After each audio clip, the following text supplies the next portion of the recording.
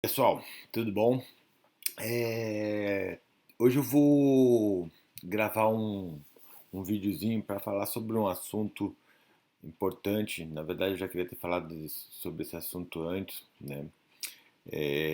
Que é a diversidade, né? Quero falar sobre a diversidade porque ela é uma questão importante para a psicologia, não do ponto de vista tanto da orientação sexual, porque nesse aspecto é um aspecto que eu não domino, tem outras pessoas que dominam melhor esse assunto do que eu, acho que elas estão mais qualificadas para esse tipo de debate, mas eu queria abordar a questão é, da diversidade sob o ponto de vista mais técnico, mais de um conceito da psicologia, como que ele sustenta a própria prática de alguns aspectos da psicologia, em especial a psicologia clínica, né?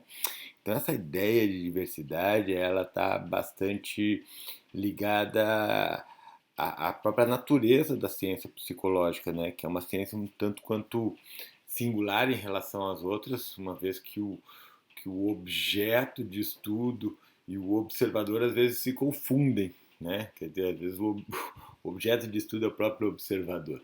Né? Então, nesse sentido, o objeto de estudo da psicologia ele é um tanto quanto controverso. Né? Se a gente fosse fazer um levantamento, a gente poderia ter até 20 aspectos, 20 fenômenos aí como candidatos a objetos da psicologia.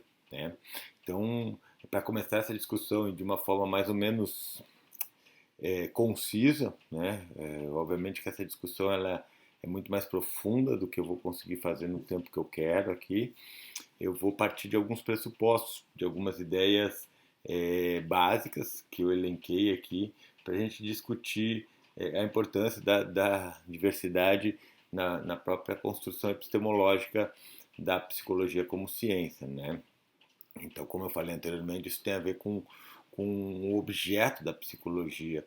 Eu não vou entrar em detalhes sobre essa discussão dos objetos da psicologia, porque ela é bastante extensa, mas eu queria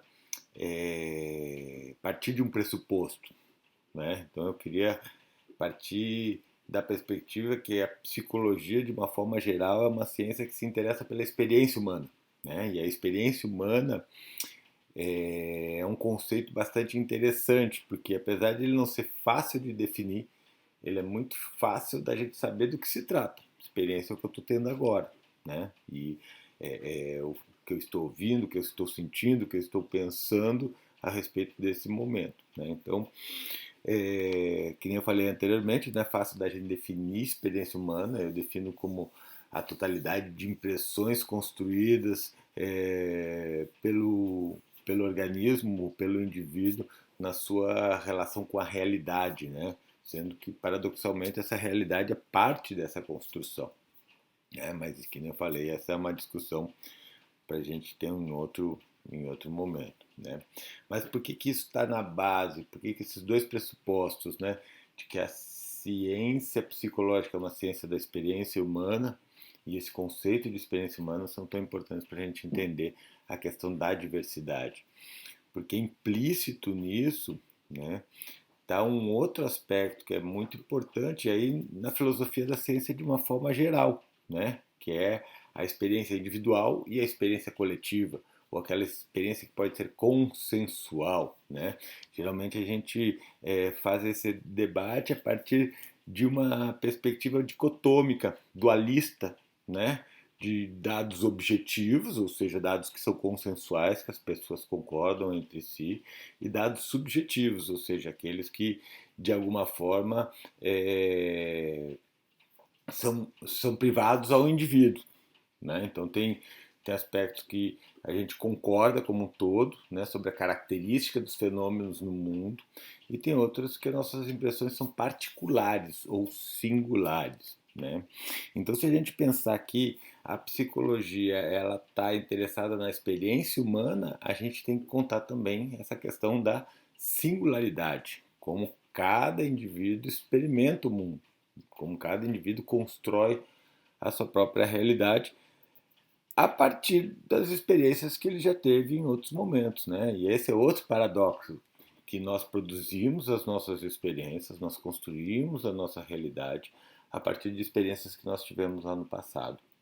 né? É, tem, tem alguns tem alguns paralelos neurológicos em relação a isso que é interessante a gente discutir também.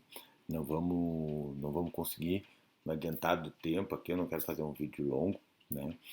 Mas o que acontece é que, como nós efetivamente vamos construindo ao longo da nossa vida experiências diversas, cada uma dessas experiências constitui parte da experiência que eu estou gerando agora, né? Então, quando vocês me ouvem, isso evoca determinadas memórias, respostas emocionais, algumas reflexões que estão baseadas nas experiências que vocês tiveram anteriormente, sejam essas experiências vivenciais, aquelas que vocês viveram, ou as mediadas, aquelas que vocês tiveram vendo filme, lendo livros, ouvindo histórias de outras pessoas, né? Mas então a construção da tua experiência, ela depende das tuas próprias vivências. Como nós temos uma constituição biológica diversa, né? Somos diferentes na nossa constituição biológica.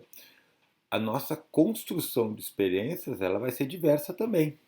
Ela vai ser, em muitos aspectos, moldada conforme as nossas necessidades e a maneira como nós buscamos sanar essas necessidades, né, na nossa relação com o ambiente. E aqui vale a pena a gente falar, entenda-se ambiente de uma forma mais ampla, né? Não ambiente em oposição ao organismo, mas em um ambiente como efetivamente onde o organismo está, né? O organismo é parte do ambiente. O que acontece dentro de mim também está no ambiente, né? Não é alguma coisa que está sendo gerada independente do que está fora de mim, né? Nesse sentido, esse conceito de dentro e fora também, do ponto de vista experiencial do indivíduo, ele é muito relativo, né? Quando eu vejo alguma coisa, sei lá, ver uma pessoa que eu gosto, isso produz uma reação dentro de mim.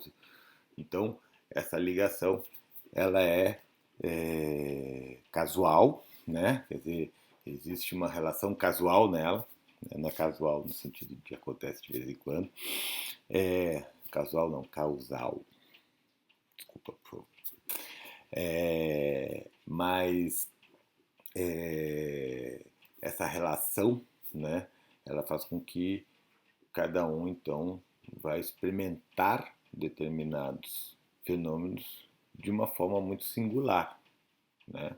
Então, a minha relação com a experiência de alguns aspectos que são é, coletivos, né?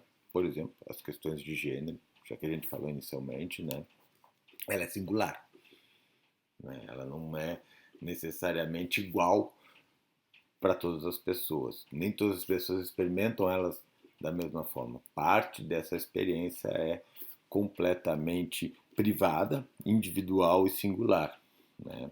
Então, se a gente pensa numa ciência, se a gente pensa na psicologia como uma ciência que pretende dar conta da experiência humana, abrir o espaço para a diversidade é essencial. Não que não existam aspectos de generalização dentro dos padrões de comportamento, né? Mas a gente tem que entender que o aspecto experiencial, ele por mais que ele tenha elementos que possam ser consensuais, ele é sempre efetivamente singular, intransferível, né? Quer dizer, eu não posso falar da experiência da outra pessoa, eu posso unicamente falar ou relatar a minha experiência de uma forma mais ou menos organizada para que o outro consiga, a partir do meu relato, lançar mão das suas próprias experiências e montar ou ter uma ideia do que eu estou relatando como minha experiência, né? Então, é, nesse sentido que é a ideia de diversidade, né? Ou seja, a forma como cada um gera a sua própria experiência, como cada um se identifica com aspectos dessa experiência ou não, como cada um reage a esses aspectos dessa construção experiencial, eles são elementos fundamentais para a prática da psicologia, e em especial da prática da psicologia clínica, né? E muitas vezes se baseia em algumas escolas de psicoterapia. Mas isso é um assunto para um outro dia. Eu já terminei meus 10 minutos.